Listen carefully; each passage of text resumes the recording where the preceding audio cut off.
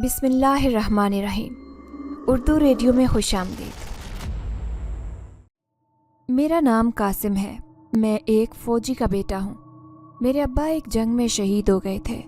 میرے ابا کی خواہش تھی کہ میں بھی فوج میں بھرتی ہوں۔ میری 2 بہنیں تھیں جن کی شادی ہو گئی ہے۔ میں نے اپنی پڑھائی مکمل کی تو نوکری فوج میں ہی کرنا چاہی۔ امی ابا کے جانے کے بعد جوان بیوگی میں ہم تینوں بہن بھائیوں کو پال پوس کر بڑا کرنے اور اس کے بعد شادیاں پڑھائی کر کے بے حال ہو چکی تھی، لیکن اس کے باوجود انہوں نے میری فوج میں جانے کے لیے ہر ممکن مدد کی۔ میرے انٹرویوز کے ٹیسٹ دینے جانے پر کپڑے استری کرنا، جاتے سمے ڈھیروں دعاؤں کے ساتھ رخصت کرنا، وہ اپنے ہر عمل سے مجھے حقیقی معنوں میں حیرت میں ڈال چکی تھی۔ بلا شبہ وہ ایک بہترین صبر و بلند حوصلے والی خاتون تھی، جنہیں کھو دینے کے دکھ سے زیادہ ہر انسان، ہر عورت کی سلامتی کی فکر تھی۔ پہل مجھے ٹیسٹ دینے میں کچھ مسائل درپیش تھے، لیکن پھر جلد ہی میری نوکری فوج میں لگ گئی۔ میں اپنے کام سے بے حد مطمئن تھا اور لگن سے کام کرنے کا عادی تھا، اسی لیے مجھے اپنے جیسے ہی محنت اور لگن سے کام کرنے والے نوجوانوں کی اشد ضرورت ہوتی۔ مجھے لاؤبالی اور غیر ذمہ دار فوجیوں سے ہمیشہ بیر رہتا۔ مجھے میری نوکری کی پوسٹنگ اور محنت کے باعث کئی عہدے بھی دیے جا چکے تھے۔ میرے آفیسر میرے کام سے بے حد مطمئن اور خوش ہوتے۔ یہی میری سب سے بڑی کامیابی تھی، اور اس دوران میرے کام کو 3 برس گزر گئے۔ وقت پر لگائے اٹھتا جا رہا تھا، اور خوش قسمتی سے میری کامیابیوں میں دن بدن اضافہ ہونے لگا، جس کی دلی خوشی میری امی کو بے حد زیادہ ہوتی۔ آپ کو آفیسر بلا رہے ہیں۔ میں 2 دن سے آرام کر رہا تھا کیونکہ چھٹیوں کے دن تھے۔ موسم بھی خوبصورت تھا۔ صبح سویرے اٹھ کر نماز پڑھنے کے بعد چہل قدمی کرتے ہوئے ورزش کر کے لوٹا تو ابھی ناشتہ ہی کر رہا تھا کہ ایک ملازم نے آ کر آفیسر کا پیغام دیا۔ میں سر ہلا کر اٹھ گیا، کیونکہ یوں اچانک کھانے کے وقت بلانا ضرور کسی اہم کام کی وجہ سے ہی ہو سکتا تھا۔ جی سر، آپ نے بلایا؟ میں نے آفیسر کے کمرے میں جا کر پہلے سلوٹ کیا اور پھر مؤدب انداز میں ہاتھ باندھے ان کے سامنے کھڑا ہو گیا۔ وہ مجھے دیکھ کر ایک فائل کو سامنے اٹھا کر بند کرنے لگے، جو میرے آنے سے قبل پڑھ رہے تھے، اور سر اٹھا کر میز پر اپنے دونوں ہاتھوں کی انگلیاں باہم جوڑے ذرا آگے ہو کر مجھے دیکھنے لگے۔ تمہاری یہاں سے شفٹنگ ہو رہی ہے ایک گنجان علاقے میں۔ مخبری ملی ہے کہ وہاں پر دہشت گردوں کا شک ہو رہا ہے، یا پھر کسی خطرناک ارادے رکھنے والے دشمنوں کی چوکی ہے۔ تم وہاں جا کر ایک مورچہ بناؤ اور اس جگہ کا جائزہ لو۔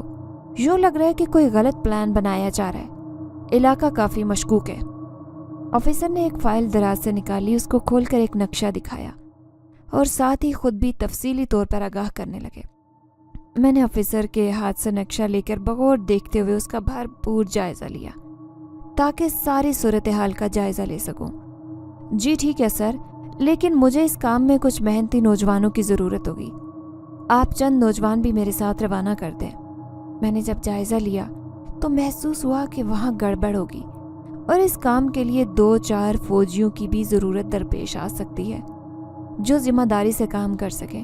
اس لیے میں نے آفیسر سے چند فوجیوں کو طلب کرنا چاہا۔ آفیسر میری پھرتی پر زیر لب مسکرائے۔ ہاں، میں نے 2 لوگ مزید منتخب کیے اور وہ بھی آتے ہی ہوں گے، تم بیٹھو۔ آفیسر نے سر ہلاتے ہوئے مجھے کہا اور ساتھ ہی کرسی کی جانب بیٹھنے کا اشارہ کیا۔ میں آگے چل کر آیا اور کرسی گھسیٹ کر بیٹھ گیا۔ قاسم، آپ کے ساتھ یہ 2 لوگ جائیں گے۔ میں امید کرتا ہوں کہ آپ تینوں اپنے کام پوری ذمہ داری سے بانٹ کر سر انجام دو گے۔ دروازہ کھلنے کی آواز آئی اور ساتھ ہی پیچھے سے قدموں کی آواز کے ساتھ سلوٹ کی آوازیں آئی۔ میں نے سر پیچھے موڑ کر دیکھا تو سامنے 2 فوج کی وردی میں ملبوس نوجوانوں کو دیکھ کر چکرا گیا۔ مجھے آفیسر کی ذہنی حالت پر شک ہونے لگا جب انہوں نے ان دونوں کو میرے ساتھ بھیجنے کی نوید سنائی، جبکہ میں دل ہی دل میں تیش کھانے لگا۔ دل کیا کہ وہاں سے اٹھ کر باہر چلا جاؤں۔ یہ دونوں؟ لیکن سر، میں ان کے ساتھ نہیں جا سکتا۔ آپ ان کو نہیں جانتے، میں ان کو اچھے سے جانتا ہوں، پہچان بھی چکا ہوں۔ نہایت کام چور ہیں یہ دونوں۔ میں نے وہیں بیٹھے بیٹھے نفی میں سر ہلاتے ہوئے آفیسر سے بحث کرتے ہوئے کہا۔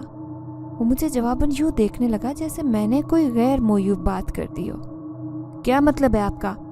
میں نے جو فیصلہ کیا ہے، آپ کے خیال میں کیا میں نے غلط فیصلہ کیا ہے؟ ऑफिसर ने उल्टा मुझे ही लगे हाथों लिया। वो सख्त गुस्से में मालूम हो रहे थे, जबकि मुझे अभी भी हैरानगी हुई कि जब कोई ऑफिसर खुद भी वजह जानते थे तो फिर इतना बड़ा फैसला क्यों ले रहे थे। नहीं सर, मेरा वो मतलब नहीं था। मैं ये कहना चाह रहा हूँ कि ये अपनी नौकरी और फर्ज में गैर जिम्मेदार हैं। मैंने नफ़ी में सर हिलाते हुए ऑफिसर को बाबर करवाना चाहा और यकीन दहानी भी की ताकि वो समझ सके कि मैं जो कहना चाह रहा हूँ वो गलत बात नहीं है। अगर आप जैसा होनहार फौजी इनके साथ होगा तो ये भी अपने काम को जिम्मेदारी से करेंगे।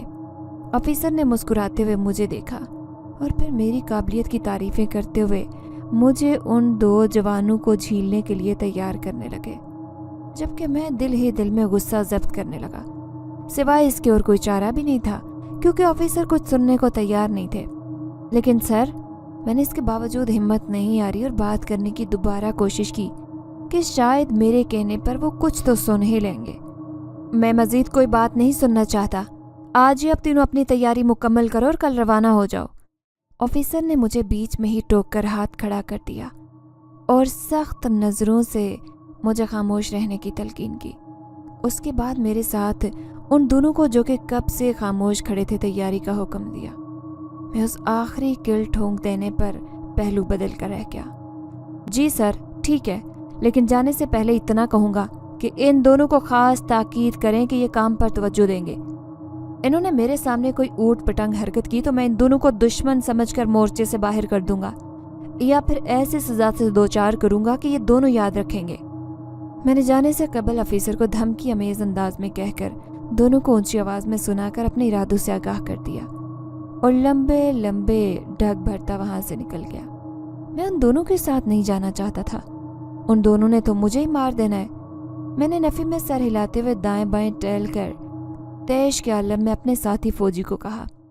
सुबह नाश्ते के वक्त ये गायब हो चुका था, लेकिन रात के पहर जब अपने काम से लौटा तो मैंने उसे जा लिया। वो मेरी हालत देखकर दबे अंदाज में मुस्कुराए जा रहा था और मैंने टहलते हुए रुक कर उसकी हंसी को देखते हुए घूरा। वो यकलख्त चेहरे पर संजीदगी ओढ़े चौकन्ना होकर बैठ गया। लेकिन अब तुम बाजपुर्स भी तो नहीं कर सकते जब जानते हो कि तुम्हें सुबह रवाना होना है, मेरे साथी ने मुकम्मल संजीदगी से कहा। मैं उसके सुर्ख चेहरे को देखकर जान चुका था कि वो दिल ही दिल में मेरी हालत का मजा लेते हुए अपनी हंसी रोके बैठा है। ये दोनों गैर जिम्मेदार फौजी हैं, मुझे इन दोनों से सख्त चिढ़ है, फिर भी ये 2 नमूने मुझे दिए गए।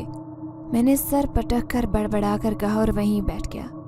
मेरे लबों से जुमला निकला ही था कि मेरा साथी कब से रोके हुए कहके पर काबू न रख सका।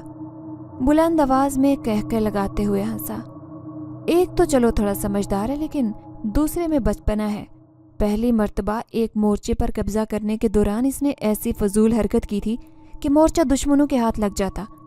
अगर तुम बरवक्त इसे थाम कर एक जानिब न करते तो खुद भी जान से जाता और हमें भी मरवा देता। बात दरअसल ये थी कि वो दोनों नौजवान काफी शरारती तबीयत के मालिक थे।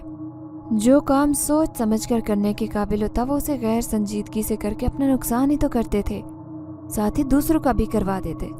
इसलिए मुझे वो दोनों सख्त नापसंद थे।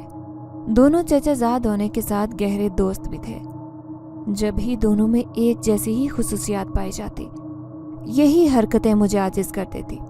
मैंने सर झटक कर तलखी से कहा, अब तो तुम्हें 2 माह सब्र हौसले से काम लेना होगा। जितना सब्र करोगे उतना ही बेहतर होगा।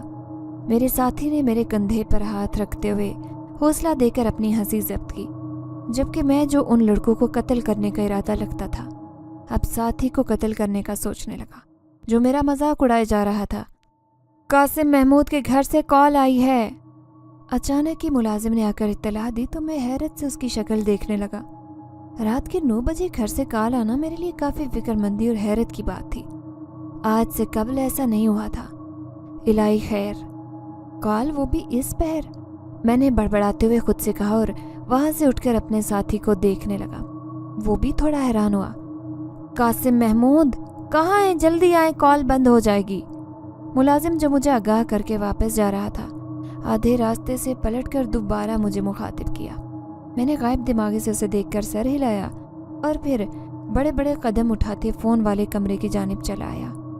आपने यूं ही अचानक कॉल कर दी, मैं तो परेशान हो गया था, जाने इस वक्त क्यों कॉल की। आप हमेशा शाम को कॉल कर देती हैं, अक्सर तो मैं खुद ही कर देता हूँ। मैंने फ़ोन उठाया तो अम्मी थी। उनकी खैर खैरियत पूछकर दोनों बहनों का पूछा और फिर फ़ोन करने की वजह के साथ साथ हैरत से जवाब तलब किया कि आज इस पल अचानक हैरान करने की क्या वजह थी। हाँ, बस कुछ ज़रूरी बात करनी थी तुम्हारी शादी के मुतालिक, सोचा तुम तो करोगे नहीं, मैं ही पहल कर लूँ, अम्मी ने कहा। फ़ोन के स्पीकर के पार यूँ महसूस हुआ जैसे मेरे फिक्रमंद होने पर अम्मी मुस्कुराई थी। साथ ही उन्होंने मेरी शादी का भी जिक्र छेड़ दिया। मैं दिल ही दिल में हंसा। मेरा रिश्ता मेरी खालाजाद से तय था, वो मुझे पसंद भी थी, लेकिन शादी के लिए या तो कभी मुझे छुट्टी ना मिलती तो कभी मेरी खालाजाद को, क्योंकि वो भी एक सरकारी स्कूल की उस्तानी थी, जबकि हमारी माँ को यह टाल मटोल कतन पसंद नहीं थी। अम्मी, अभी मेरी पोस्टिंग हो गई है, अगले 2 माह तक शादी नहीं हो सकती। आप तैयारी करें, जब छुट्टी होगी तो कर लेंगे शादी भी, इतनी जल्दी की क्या ज़रूरत है। मैंने रसान से पहले अम्मी को अपनी पोस्टिंग के बारे में आगाह किया। वो सुनकर ही हत्थे से उखड़ चुकी थी। मैंने बमुश्किल उन्हें राम किया और साथ ही शादी के मुताल्लिक थोड़ा तहम्मुल से काम लेने को कहा। हालांकि मैं जानता था कि वो कभी भी मेरी बात को संजीदगी से नहीं लेंगी, ना ही समझेंगी।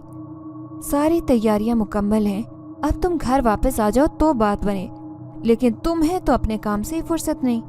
अम्मी ने फिर से तैयारी मुकम्मल होने का कहा। मैं हंसा। वो गिले यूं ही करती थी कि इंसान मुस्कुराने के अलावा कुछ कर भी नहीं सकता था। अम्मी, ये मेरा फ़र्ज़ है और मैं अपने फ़र्ज़ से मुंह नहीं मोड़ सकता, मैंने हंसते हुए अम्मी से कहा। मैंने कौन सा रोका है, बस मुझे इतना बता दो कि वापस कब आओगे, उस हिसाब से मैं शादी की तारीख तो तय कर दूं।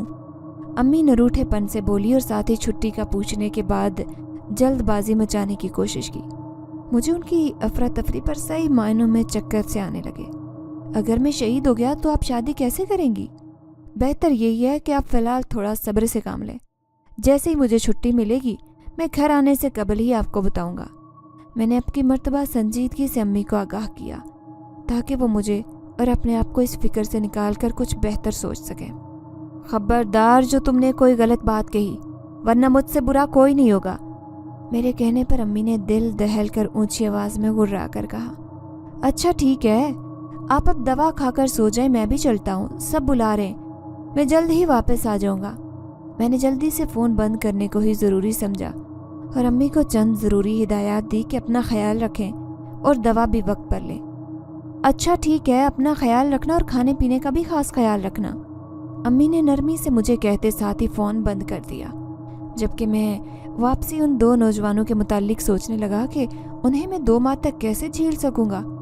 मुझे तो किसी गैर जिम्मेदार इंसान को ज़्यादा से ज़्यादा 2 घंटे भी बर्दाश्त करने की सकत नहीं थी। वहाँ पर शायद बम वाली अशिया बन रही हैं, बदबू देखें और धुआं किस कदर है। मैं दूरबीन लिए बैठा सामने वाली मतलूबा जगह को देखने लगा जहाँ पर धुआं ही धुआं था। ये वही जगह थी जिसके बारे में ऑफिसर ने कहा था। अली मुझे यूं देखते पाकर मेरे अकब में आन खड़े होते हुए बोला, तुम्हें कैसे पता? मैंने हैरत से अली को देखा। वो बिल्कुल दुरुस्त कह रहा था और मुझे उसकी जहानत देखकर हैरानगी सी हुई। कोई चीज़ अगर जल जाए या आग जलाई जाती है तो धुआं बेहद कम होता है, लेकिन यहाँ पर हद से ज़्यादा है, जिसका मतलब साफ है कि कोई चीज़ गलत बनाई जा रही है। अली के अंदाज से साफ जाहिर था कि उसने यहाँ आकर सबसे पहले भरपूर जायज़ा लिया था। वो मुझे सारी तफसील के साथ बता रहा था। वो जितना लाउबाली दिखाई देता था उससे ज़्यादा ज़हीन था। बस लाउबालीपन की वजह से गैर जिम्मेदार दिखाई देता। आप यहाँ से मत जाएं, गिर जाएंगे। मैं दूरबीन रखने को पलटा कि उसने मुझे मुखातिब करके कहा। मैं गायब दिमागी से पलटा तो पहाड़ी से गिरने ही वाला था कि अली ने मुझे थाम लिया। उसने इस कदर मजबूती से थामा कि मुझे उसके पकड़ने पर तकलीफ सी महसूस होने लगी। कहा था ना गिर जाएंगे। उसने मुस्कुराते हुए पहले तो मुझे बेहद खफकी से घूरा, उसके बाद निहायत आहिस्तगी से मुझे ऊपर हमवार जगह पर लेकर आया। तुम्हारी गलती है, तुमने ये सारी चीज़ें यहाँ पर रखी हुई थी। मैंने भी जवाबन किधरे थोड़ा गुस्से से देखकर कहा। अच्छा माफ़ कर दें, गलती हो गई थी। उसने सर झुकाए मेरा बाजू छोड़कर आराम से कहा। हम दोस्त बनकर भी तो बात कर सकते हैं ना। मुझे खामोशी से पलट कर जाता देखकर वो बोला। अहमद भी सामान को ठीक करके हमारे पास आ चुका था। तुम लोगों की हरकतें हैं दोस्त बनने वाली। मैंने पलटकर उन दोनों का सरसरी सा जायजा लिया। जबकि अली से मैं बेहद मुतासिर हुआ था। उसका यूं गहरा जायज़ा लेकर बताना और फिर अचानक से जान बचाना मेरे लिए तो काबिल तारीफ़ बात थी, लेकिन फिर भी मैंने थोड़ा तंग करने की कोशिश की। आपको जो बात गलत लगेगी हम नहीं करेंगे, और ना ही कोई शरारत, पक्का। अली चेहरे पर संजीदगी की चादर ओढ़े मुझसे मुखातिब था। मुझे उसका ये अंदाज थोड़ा अजीब सा लगा। पक्का? उन दोनों ने मुस्कुराते हुए मुझे गले लगा लिया। पहले तो मैं बौखला गया, लेकिन यकलख्त मुस्कुराते हुए दोनों के कंधे थपथपाए। मेरी इस कदर मोहब्बत और शय देने पर दोनों कहका लगा कर हंसे तो मुझे भी हंसी आई। भूख से बुरा हाल हो रहा है, कुछ तो ढूंढो जो खाया जा सके। अली ने पेट पर हाथ धरे टहलते हुए शोर मचाया। मैंने उसे एक नज़र देखा। मेरी नज़र की देर थी कि वो यकलख्त चुप हो गया। यहाँ झाड़ियों और ये कंकर पड़े, अगर ये खाना चाहो तो खा लो, वरना कुछ भी मौजूद नहीं है। उसके दूसरे चचाजाद अहमद ने सामने पड़े कंकर और झाड़ियों से कुछ टहनियाँ तोड़कर उसे पकड़ाई। मुझे अहमद की इस हरकत पर बेहद हंसी आई और मुस्कुराने लगा। वो दोनों मुझे मुस्कुराता देखकर हैरान हुए। आप मुस्कुराते भी हैं? हमें तो लगा था कि बस सख्ती ही करते हैं। अली और अहमद दोनों ही हैरानगी से मुझे देखकर सवाल करने लगे, जैसे उन दोनों ने मेरा हंसना नहीं बल्कि कोई अजूबा देख लिया हो। खबरदार जो तुम दोनों ने मजीद कोई ऊट पटांग हरकत की, वरना मुझसे बुरा कोई नहीं होगा, मैंने उन्हें सख्ती से कहा। हमारा मोर्चा जहाँ मौजूद था उसके पार ही एक जगह पर कुछ शक सा हुआ, इसीलिए उस जगह हमारी सख्ती से नजरें जमी हुई थी। कुछ भी किसी भी पल वहाँ कभी भी हमला किया जा सकता था। खाने का सामान मौजूद था, लेकिन अली जो खाने पीने का बेहद शौकीन था सब कुछ ख़त्म कर चुका था। अब शहर जाने के लिए इतना वक्त नहीं था कि सामान लाया जा सकता, और अली को भूख बर्दाश्त नहीं हो रही थी। मुझे इसी बात का तो गुस्सा था, तभी इन्हें साथ नहीं लाना चाह रहा था। आप जैसे खड़ूस लोगों से मुझे शदीद चिढ़ है, ना एहसास ना कुछ। अली ने मुंह बनाकर कहते हुए वहीं पत्थर से टेक लगाकर आंखें मूंद ली, जबकि अहमद उसके कान में खुसर पुसर करने लगा। दोनों ही अजीबो गरीब अजूबे थे, और तुम जैसे एहसास करने वाले और रहम दिल लोग फौज के लिए नहीं बने। पता नहीं किस बेवकूफ़ ने तुम्हें फौज में भर्ती करवा दिया। मैंने दांत खचखचाकर दोनों को कहरबार नज़रों से देखकर अपना दिली ख्याल जाहिर किया। दोस्ती करने के बावजूद मुझे उनकी हरकतें नापसंद थी। आप कौन सा रहम दिल बन सकते हैं? ऐसी खुसूसियात सिर्फ अच्छे लोगों में होती हैं। अहमद ने भी इस कार्य खैर में अपना हिस्सा डालना ज़रूरी समझा। आखिर को एक के साथ दूसरा साथी था, कैसे चुप खड़ा रहकर समझदारी का सबूत देता। ध्यान से, हाँ, तुम अब मेरी बेइज्जती कर रहे हो, फिर से मत कहना कि सर आप जालिम है। मैंने जब सख्ती की तो तुमसे बर्दाश्त नहीं होगा। मैंने उन दोनों को आंखें दिखाकर धमकी अमेज अंदाज में बावर करवाया। अहमद फिर कभी कभार समझदारी का मुजाहिरा कर जाता, लेकिन ज़्यादा मसला सिर्फ और सिर्फ अली का था। वो दोनों अब मुझे नज़रअंदाज किए एक दूसरे से बहस किए जा रहे थे, और मैं उन दोनों की चीख से बेजार खड़ा देखने लगा। चुप कर जाओ तुम दोनों, कब से लड़े जा रहे हो? भूख लगी है ना, तो कुछ इर्द गिर्द जंगली जानवर देखकर ज़िबा करो और काट कर आग पर सीख बनाकर खा लो, लेकिन उसके लिए थोड़ी मेहनत करनी पड़ेगी, चोंच लड़ा कर नहीं, हाथ पैर और अक्ल से। मैं बिलाखिर आजिज आ गया तो उन दोनों पर फट पड़ा। वो दोनों मेरे मशवरे पर हैरान हुए। वाह भाई, आपने बहुत अच्छा मशवरा दिया है, चलो देखते हैं, लेकिन सामने दुश्मनों के मोर्चे पर भी तो नज़र रखो, कहीं हमला कर दिया तो भूख ऊपर ही पूरी होगी, यानी कि मर कर। अली ने हाथ नचा नचा कर कहते हुए खुशदिली से अचानक मोर्चे की जानिब निगाह डालकर मायूसी से कहा। मैंने हंसी बमुश्किल जब्त करने की कोशिश की। वो देखो हिरन। अचानक ही अली की निगाह सामने वाली पहाड़ी के करीब एक झाड़ियों में छुपे हुए हिरन पर पड़ी। उसकी आवाज़ में जोश और फिर मुझ पर निगाह पड़ते ही मैं समझ गया कि वो क्या कहना चाहता है। तो क्या करें? मैंने सर झटक कर नागवारी से पूछा। अगर तुम चाह रहे हो कि मैं इसमें मदद करूंगा तो मेरी तरफ से इनकार है। मैंने जंगली जानवरों में परिंदों की बात की थी, ना कि बड़े बड़े जानवरों की। सो बेहतर होगा कि तुम तमीज़ के दायरे में रहकर काम पर ध्यान दो। उसने मुझे देखकर बेचारगी से मुंह बनाया। उसकी अदाकारी देखकर मैंने साफ हाथ खड़े कर दिए कि मैंने कोई मदद नहीं करनी, और ना ही मेरा ऐसा कोई इरादा है कि एक हिरन को पकड़ूं और फिर उसको काट कर बनाना मुश्किल तरीन काम था। उन दोनों ने मदद के नाम पर सिर्फ चीज़ें ही इकट्ठी करनी थी। लेकिन मुझे भूख लगी है। अली ने अदाकारी के जौहर दिखाना शुरू कर दिए। चले ना, करते हैं इसकी मदद भी, वरना ये तो भूख से मर मरा गया तो दफन भी हमें ही करना पड़ेगा। अहमद ने तंजिया निगाह अली पर डालते हुए आखिरी जुमला मजाक में कहा। अच्छा ठीक है, कुछ सोचने दो कि पहले यहाँ का क्या करना है, मैंने सर हिलाकर कहा और फिर मोर्चे की जानिब बंदूकें रखकर खुद एक बंदूक लिए हिरन का शिकार करने के लिए साजो सामान लेकर चल पड़े। काफ़ी देर तलक मेहनत करने के बाद हमने हिरन का शिकार कर लिया, लेकिन हैरत और सदमे की बात यह थी कि शिकार करने में अहम किरदार अली का था। उसने तेज़ दिमाग और शरारती तबीयत के बायस ये काम सरअंजाम दिया। उसकी मेहनत पर मुझे सही मायनों में अदराक हो गया कि भूख इंसान से कुछ भी करवा सकती है, शदीद तरीन मेहनत और ख़तरे वाले काम भी। वाह, मज़ा आ गया, इससे अच्छा खाना तो मैंने आज तक नहीं खाया, ख़ास तौर पर हिरन की सज्जी। अली ने दोनों हाथों की उंगलियां चुबाते हुए गहरी सांस लेकर मुस्कुराते हुए कहा। समझ सकते हैं आपका दुख, अहमद ने मुस्कुराते हुए उसके कंधे पर थप्पड़ रसीद करते हुए कहा, जबकि मैं उन दोनों की नोक झोंक से लुत्फानंदोज़ होते हुए सामने दुश्मनों पर नज़रें मरकूज़ किए उन पर निगाहें जमा गया। वो दोनों बातों बातों में मुझसे एक आध बहस में भी शामिल कर लिया करते थे मुझे, और मैं भी वक्फे वक्फे से मुस्कुरा देता। ये तो बेहोश हो गया, बुखार के साथ इतनी नींद बेहोशी ठीक नहीं होती। अली को पिछले 2 दिन से बुखार ने जा लिया। वो यकदम से बीमार हुआ कि मैं खुद भी परेशानी में मुब्तला हो गया। उसकी हालत अचानक बिगड़ती गई।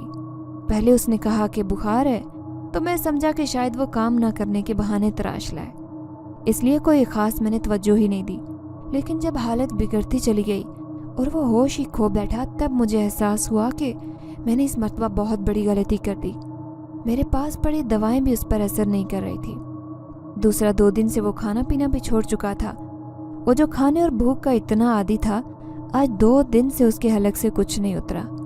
मेरे लिए ये बात परेशानी का बायस बनी हुई थी। खुदा न ख्वास्ता इसे कुछ हो जाए, यही खौफ मेरे दिल में बैठ चुका था, और उसकी तबीयत बिगड़ जाने की वजह भी मैं खुद को ही कहता। अहमद उसके लिए इस कदर परेशान था कि वो भी खाना नहीं खा रहा था, हत्ता कि पानी तक नहीं पी सका। उन दोनों की आपस में ऐसी गहरी दोस्ती देखकर मुझे रश्क आने लगा। अली उठो, होश करो, आंखें खोलो। अहमद ने आगे बढ़कर उसका सर अपनी गोद में रखा और नरमी से उसका गाल थपथपाकर उसे होश में लाने की कोशिश की, लेकिन उसका सर बेसुध सा एक जानिब को लुढ़क गया। यूं महसूस हुआ जैसे उसके वजूद में जान ही न रही हो। चेहरा भी कमलाया हुआ था। जब बुखार उतरेगा तो ही होश में आएगा ना, बुखार तो उतर ही नहीं रहा तो होश में क्या खाक आएगा। बारिश भी जोरों की है। हमारा मेडिकल बॉक्स मोर्चे में है, इसे यहाँ नहीं भेजना चाहिए था। सर जानते भी हैं, मैंने सर झटक कर सख्ती से हाथ दीवार पर मुक्का मारते हुए कहा। मुझे बेहद गुस्सा आया और अहमद मेरा गुस्से से सुर्ख चेहरा देखकर हैरान होने लगा। अब तो कुछ नहीं हो सकता सिवाय रब की मदद के, कोई वही मदद करे तो बात बनेगी। अहमद ने समझदारी से सर झुकाए अली पर कुछ पढ़कर फूंका। मुझे उसकी ज़हीन बात पर बेहद प्यार सा आया, सो मैं मुस्कुरा दिया। सुना है कि यहाँ करीब ही एक चाय का ढाबा है, इसे कुछ चाय पिलाकर इसी ढाबे वाले से दवा का पता करते हैं, शायद कुछ मिल जाए, वरना इसकी तो तबीयत खराब होती जा रही है। अहमद ने अचानक ही सर उठाकर मुझसे कहा। उसकी बात सुनकर मैं थोड़ा हैरान हुआ। मुझसे अली की हालत देखी तक नहीं जा रही थी और उसी कैफियत में दिमाग भी सुन था, जबकि अहमद इस हालत में भी समझदारी का मुजाहिरा बार बार कर रहा था। ये अगर ये बात पहले बता देता तो हालत इतनी ज़्यादा न बिगड़ती, लेकिन क्या कहूँ, अब खामोशी के अलावा और कोई चारा भी तो नहीं है। मैं ये कहकर अचानक चुप हो गया। वो तो कहता रहा था, लेकिन हमने कोई ख़ास तवज्जो नहीं दी। अब यूं कुछ कहना ज़ेब तो नहीं देता था, लेकिन मैं ये कहकर पछताने लगा, क्योंकि अहमद ने एक शिकवा गुनाह निगाह मुझ पर डाली। लेकिन इसे अकेला छोड़कर कैसे जाया जा सकता है, और तुम भी तो दुश्मन के मोर्चे पर नज़र रखोगे, उसका ध्यान कौन रखेगा। अगर यूनिट में से किसी से बात हो जाती है तो इतना मसला नहीं होता, गाड़ी बेच देते और इसे ले जाते। अहमद ने मेरी बात को यकसर फरामोश करते हुए दवा और चाय के लिए बात की, तो मैं दिल में सवाल कर बैठा। लकड़ियाँ सारी गीली थी और इस आंधी तूफान के मौसम में चाय बनाना मुश्किल काम था। ढाबे से तो सिलेंडर पर ही बनी बनाई चाय मिल सकती थी। मैं कर लूँगा, बस अब जाओ यहाँ से, करीब ही रोशनी में देखकर उस तरफ से जाना है। احمد نے جانے سے قبل مجھے پانی سے بچنے کو ایک موٹی کیمیکل کی چادر دی اور ساتھ ہی روشنی بھی پکڑا دی۔ اس کا یوں فکر کرنا بھی ایک احتیاطی تدابیر ہی تھی۔ اچھا ٹھیک ہے، اپنا دھیان رکھنا، میں جلد از جلد واپس آؤں گا، تم گھبرانا نہیں۔ میں نے جاتے ہوئے اس کے گال تھپ تھپا کر اسے تسلی دی اور خود وہاں سے نکل آیا، یہ جانے بنا کہ آگے پتہ نہیں کیا کچھ ہونے والا ہے۔ یہاں تو سارے ہی ڈھابے بند ہیں، اب کیا کروں؟ میں نے احمد کے بتائے ہوئے راستوں سے گزر کر ڈھابے کو تلاش کیا، جو کچھ ہی دیر میں مل چکا تھا، لیکن اس کے باوجود میری محنت بیکار گئی، کیونکہ وہ ڈھابا بند تھا اور آس پاس کوئی دکان یا کوئی ایسی جگہ نہیں تھی جہاں سے کچھ لیا جا سکتا۔ اس طرف روشنی ہے، وہاں دیکھنا شاید کوئی دکان کھلی ہو۔ اچانک ہی میں مایوس پلٹ رہا تھا کہ میری نظر دور ایک روشنی پر پڑی۔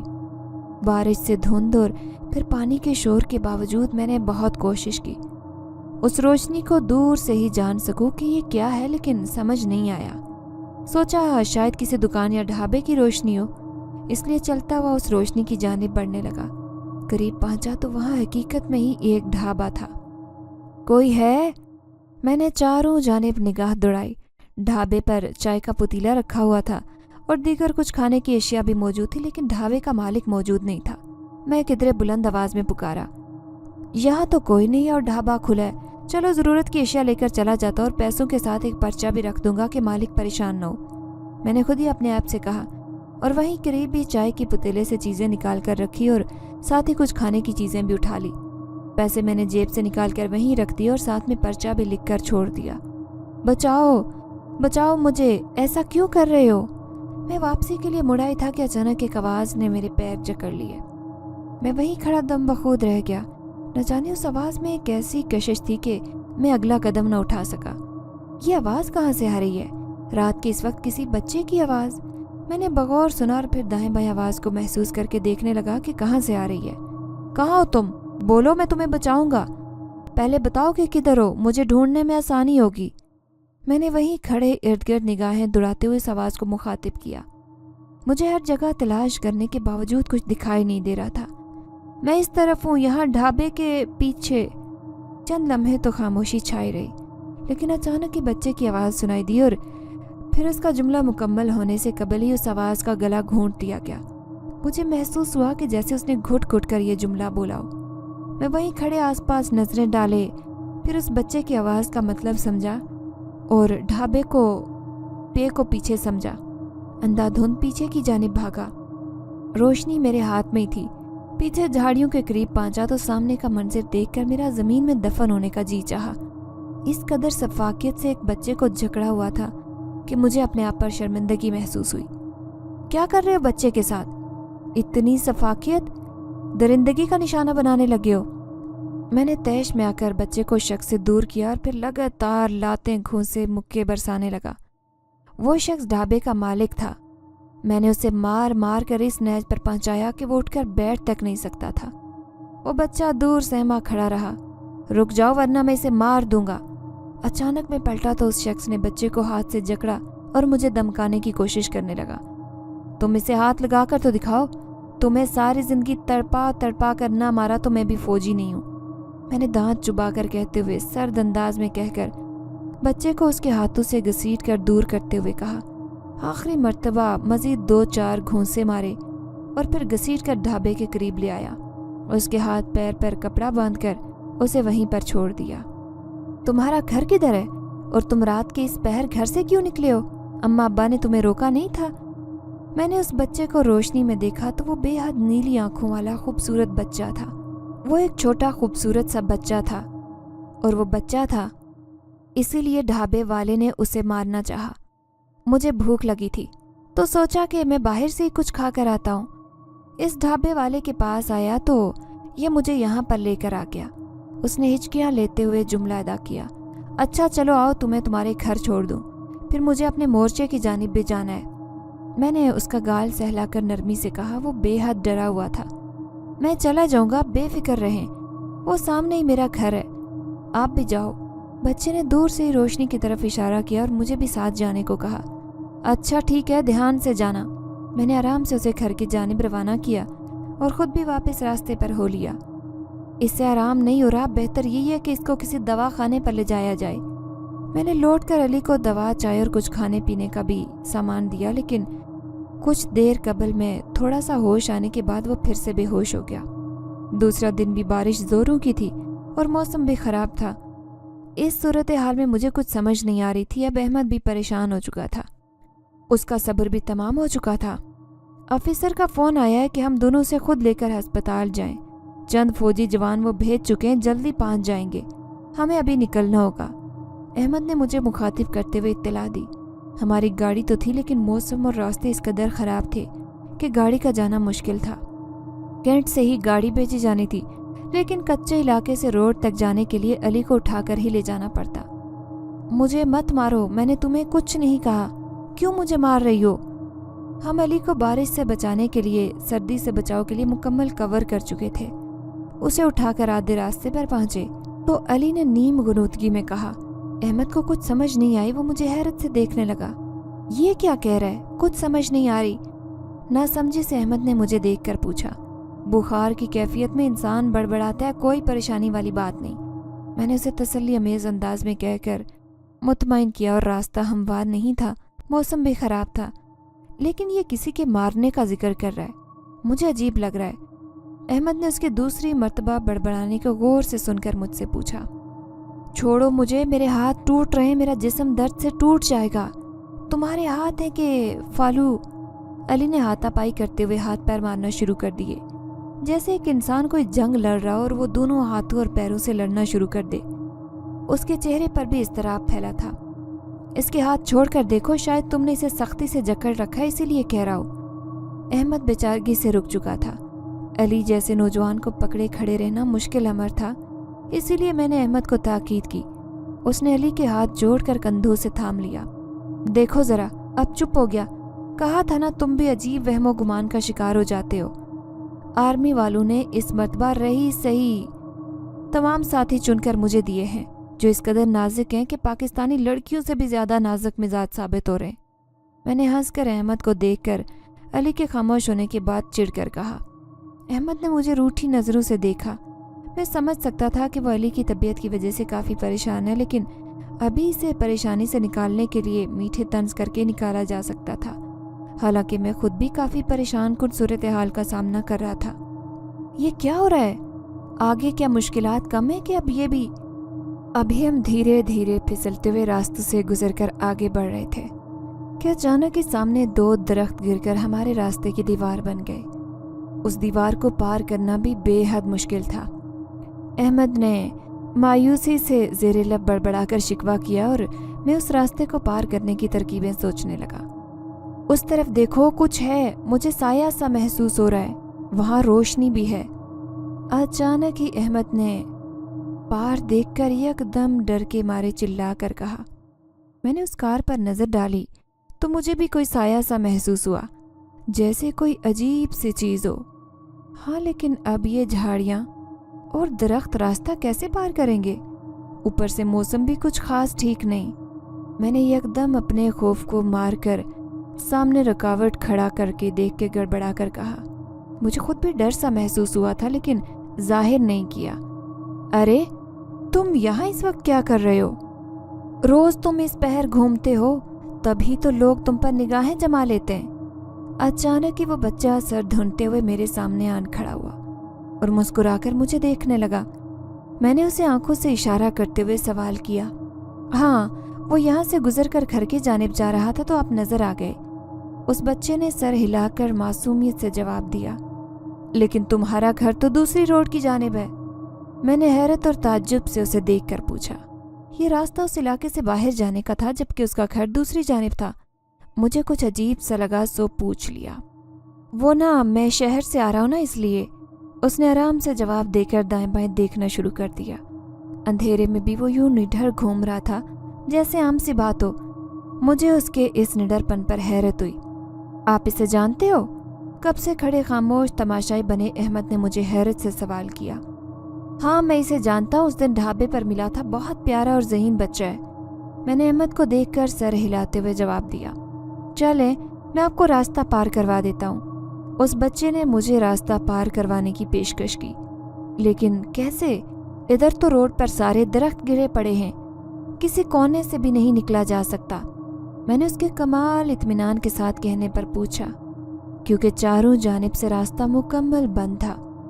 میں بتاتا ہوں، آپ میرے پیچھے پیچھے آئیں، اس نے کہہ کر ہم دونوں کو اپنے پیچھے لگایا اور ہمیں تھوڑا پیچھے لے جا کر ایک ہموار راستے سے گزار کر سیدھا روڈ کی جانب لے آیا۔ واہ بھائی، تم تو ہم سے زیادہ ہوشیار نکلے۔ میں نے مین روڈ کو دیکھ کر حیرانگی سے اس بچے کو مخاطب کر کے شاباش دی۔ اچھا میں چلتا ہوں، آپ بھی جاؤ، اس بچے نے سر ہلاتے ہوئے کہا اور وہاں سے گزر کر اپنے گھر جانے کے لیے مڑ گیا۔ یہ بچہ اتنا تیز ہے، دیکھ کر ہی میں نے اس کی خوبصورتی کو بھانپ لیا تھا، اور اوپر سے ذہانت قدرت کا حسین شاہکار معلوم ہوتا ہے۔ نظر مت لگا دینا، ایسے بچوں کو نظر اور لوگوں کی درندگی سے بچانا ضروری ہوتا ہے۔ وہ دیکھو گاڑی بھی آ گئی، چلو علی کو گاڑی میں ڈالنے میں مدد کرو، میں نے احمد کو کہا، اور دونوں نے ایک دوسرے کی مدد کرتے ہوئے علی کو گاڑی میں ڈال کر سکون کا سانس لیا اور اسے ہسپتال لے کر روانہ ہو گئے۔ ارے یہ ہرن وہی ہے نا جسے ہم نے مارا تھا؟ علی ٹھیک ہو گیا تھا۔ 2 دن دوا دارو کروا کر میں اسے گھر چھوڑ کر جانا چاہتا تھا، لیکن اس نے انکار کر دیا کہ وہ نہیں جانا چاہتا، بلکہ اس مورچے کا مسئلہ حل کر کے ہی واپس جائے گا۔ میرے اور احمد کے اصرار کے باوجود اس نے ایک نہیں سنی اور ساتھ چلایا۔ ہم جب پہاڑوں کے قریب پہنچے تو راستے میں ایک ہرن دکھائی دیا جو ہو بہو اسی ہرن جیسا تھا جسے ہم نے ذبح کر کے کھا لیا تھا۔ علی نے چونک کر اس ہرن کو دیکھا اور پھر وہیں ڈر کے مارے کھڑا ہو گیا۔ ہاں یہ وہی ہرن ہے، لیکن یہ یہاں کیسے آ گئی؟ ہم نے تو اسے مار دیا تھا نا، یہ زندہ کیسے ہو گیا؟ میں نے بھی اس ہرن کو بھرپور دیکھ کر بھانپ لیا کہ یہ وہی ہرن ہے۔ میری حیرت سے آنکھیں پھٹی کی پھٹی رہ گئی۔ مجھے کیا پتا، مجھے ڈر لگ رہا ہے، احمد نے بھی ڈر کے مارے کانپ کر کہا۔ ہاں تم لوگ ڈر گئے ہو نا، ابھی تو میں نے کچھ کہا ہی نہیں اور ڈر کے مارے تم لوگوں نے کانپنا شروع کر دیا ہے۔ سوچو جب میں ماروں گی تو کیا ہوگا؟ ہم تینوں کپ کپا کر ابھی شیشو پن میں مبتلا ہی تھے کہ ایک بلند و بانگ کہکے کے ساتھ ہماری سماعتوں میں ایک آواز گونج اٹھی، جسے سن کر میرے تو رونگٹے کھڑے ہو گئے تھے۔ یہ بول رہی ہے کہ اس میں سے آواز آ رہی ہے کہ کون ہو تم، کیوں ڈرا رہی ہو؟ علی نے ہرن کی جانب انگلی اٹھا کر ہمیں بتایا، میں جن زادی ہوں، میں اس ہرن میں تھی، تم لوگوں نے مجھے زخمی کر دیا، میرا پیر اس میں زخمی کر دیا، آج میں ایک ٹانگ سے درست نہیں چل پھر سکتی، سب اس علی کی کارستانی ہے، اسے تو میں تڑپا تڑپا کر ماروں گی، اس کے بعد تم دونوں کو بھی زندہ نہیں چھوڑوں گی۔ دیکھتے ہی دیکھتے وہ ہرن سے جن زادی کے روپ میں ہمارے سامنے آن کھڑی ہوئی۔ اس کی ایک ٹانگ بے حد زخمی تھی جس سے خون رس رہا تھا۔ جن زادی کے چہرے پر ایک جنون سا طاری تھا۔ اس نے آگے بڑھ کر علی کو پکڑ لیا، وہ تکلیف کے باعث علی کو اپنے ہاتھوں سے زخمی کیے جا رہی تھی۔ میرا دل صحیح معنوں میں کانپ چکا تھا۔ احمد الگ چیخنے چلانے لگا، ہمیں نہیں پتا تھا، کہ ہمیں پتا ہوتا تو کبھی تمہیں کچھ نہ کہتے، چھوڑ دو علی کو، وہ آگے بیمار ہے۔ میں نے آگے بڑھ کر علی کو تکلیف میں دیکھ کر چلا کر اس جن زادی کو روکا، جبکہ جن زادی کو میری آواز سنائی دینے کے باوجود اس کے سر پر جنون سوار تھا۔ جس دن یہ بیمار تھا تب میں نے وہ درخت گرائے تھے، میں تم لوگوں کو مار دیتی اگر وہ بچہ بیچ میں نہ آیا ہوتا، لیکن آج ہرن بن کر ہی تم لوگوں کو زخمی کروں گی۔ جن زادی نے علی کو ایک درخت سے کھڑا کر کے مارتے ہوئے چلا کر کہا۔ احمد نے رونا شروع کر دیا، ماں انہیں چھوڑ دو، کچھ مت کہنا انہیں۔ اچانک ہی وہ بچہ وہاں چلا آیا جس نے میری بھی مدد کی تھی۔